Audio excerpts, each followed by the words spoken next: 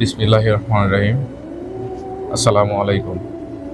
আমার প্রিয় দাঁতবড় ইউনিয়নবাসী, আমি সাবেক সভাপতি মরহুম আবুল কাশেম কাজীর ছোট ছেলে। আপনাদের সাথে একটি কথা শেয়ার করার জন্য এবং একটি কথা ক্লিয়ার করার জন্য আসলে ভিডিওটা বানানো। এর মাঝে যদি কোনো ভুলভ্রান্তি হয়ে থাকে আমাকে ক্ষমার দৃষ্টিতে দেখবেন। 28 তারিখে আমাদের দাঁতবড় ইউনিয়নে একটি সম্মেলন হবে, যেখানে একটি নির্বাচন হবে সভাপতি বিএনপির কমিটি গঠন নিয়ে। তো এই কমিটি গঠনের ভিতরে আমার মেজো চাচা এবং আমার সেজো চাচা এবং নোয়া চাচা দুজনেই সভাপতি প্রার্থী। তো এই বিষয়টা ক্লিয়ার করার জন্য আসলে ভিডিওটা বানানো। তো আমার পরিবার থেকে কেন হঠাৎ চুপ, আমি কেন চুপ, আমার বড় ভাই কেন চুপ, আমার আম্মুকে অনেকভাবে ডাকা হয়েছে, সে কেন কোনো কথা বলতেছে না। তো এখানের বিষয়টা হইতেছে আমার চাচা দুইজনই এবং তারা আমার বাবার ভাই। যেহেতু আমার বাবা মারা গিয়েছেন, তারাই আমাদের দায়িত্ব নেবেন এখন, এবং আমরা তাদেরকেই সম্মান করি এবং তাদের সাথে আমরা থাকতে চাই, এবং আমরা কোনো গ্রুপিং এবং আমরা কোনো কিছুর শিকার হতে চাইতেছি না, যার কারণে আমরা হঠাৎ চুপ হয়ে গেছি। তো আমার দুই চাচা যেহেতু সভাপতি প্রার্থী, এক চাচা কাজী ইসরাইল, আরেক চাচা কাজী আদম, তো আমরা কার সমর্থন করব বা আমার পরিবার কার সমর্থন করে, এইটা বিষয়টা জানাটা খুবই জরুরি। তো আমার চাচা আদম কাজী, সে দীর্ঘদিন যাবৎ বিএনপির সাথে ছিল এবং সে বিএনপির ক্যান্ডিডেট। আমার চাচা আমার সেও দীর্ঘদিন যাবৎ বিএনপির সাথে এবং সেও দলীয়ভাবে দলীয় শৃঙ্খলা মেনে এতদিন সে চলছে। এবং যে নির্বাচন হয়েছে আমাদের 12ই ফেব্রুয়ারিতে নির্বাচন, সংসদ নির্বাচনে, তারও সর্বোচ্চ ভূমিকা ছিল। সে ইউনিয়নে মানুষের মাঝে মাঝে গিয়ে ভোট চাইছে এবং ভোটের জন্য সে সর্বোচ্চ চেষ্টা করছে। তো এখন আমরা কাকে সমর্থন করব, এই বিষয়টা সবচেয়ে যে ক্লিয়ার করাটা জরুরি। তো আমাদের এইখানে সমর্থন করার আসলে কিছু নাই। যদি আমি আমার কাকা ইসরায়েল কাদের সমর্থন করি বা আমি যদি আদম কাদের সমর্থন করি, তো এই দুইটা দিক হবে হলো এক পাশ নিয়ে, যে আমি যদি কারো সমর্থন করি আমার ওই চাচা খারাপ, বা ওই চাচার চোখে আমরা শত্রু হয়ে থাকবো সারা জীবন। আমার বাবা নাই, আমার রাজনৈতিকভাবে আমাদের পাশে দাঁড়ানোর মতো কেউ নাই। আমরা যে দুই চাচার কথা বলি, আমার দুই চাচা যে আমাদের পাশে এসে দাঁড়াবে এমনটাও না। তবে একটা কথা যেটা সবচেয়ে বেশি ক্লিয়ার করা উচিত, এই দুই চাচার যদি কোনো চাচা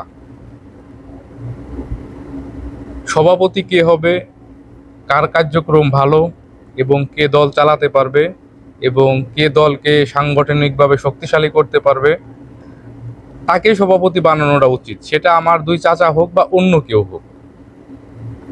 তো এখানের বিষয়টা হইতেছে হলো, আমরা যতটুকু চেষ্টা করতেছি দুই চাচাকে এক জায়গায় বসানোর জন্য, কিন্তু আমরা ব্যর্থ। আমরা দুই চাচা কাউকে আমরা বসাতে পারতেছি না বা এক জায়গায় আমরা রাখতে পারতেছি না তাদেরকে। তো আমার চাচাদের উদ্দেশ্যে একটা কথা, যদি জনগণ আপনাদের দুজনের এই ঝামেলা দেখে যদি মুখ ফিরিয়ে নেয়, তাহলে আপনাদের পরবর্তীতে আপনারা কি করবেন? আর দ্বিতীয় কথা হচ্ছে, আমার কোনো চাচা যার জন্য আমি দেশ ছাড়া, যার জন্য আমার বাবা জেল খাটছে, যার জন্য আমার ফুফাতো ভাইয়েরা, আমার এলাকার লোকজন হসপিটালে গেছে এবং মামলার শিকার হয়েছে, যদি তাদের সাথে আমার দুই চাচার যদি কোনো সম্পর্ক থাকে, তাদের বিরুদ্ধে যুদ্ধ ঘোষণা করা হলো।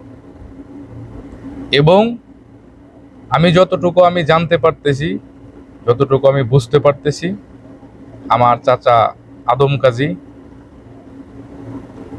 মানে আমি যেহেতু দেশের বাইরে, আমি দেশে না, সেহেতু আমার সবার কথা শোনার পরে আমি বিস্তারিত তথ্যটা আমি জানতে পারি এবং বুঝতে পারি। আমি আমার চাচা ইসরায়েল কাজীর সাথে আমি প্রতিদিন মিনিমাম 4-5 বার আমার কথা হয়, কিন্তু আদম কাজী কাকার সাথে আমার এই পর্যন্ত কোনো কথা হয় নাই।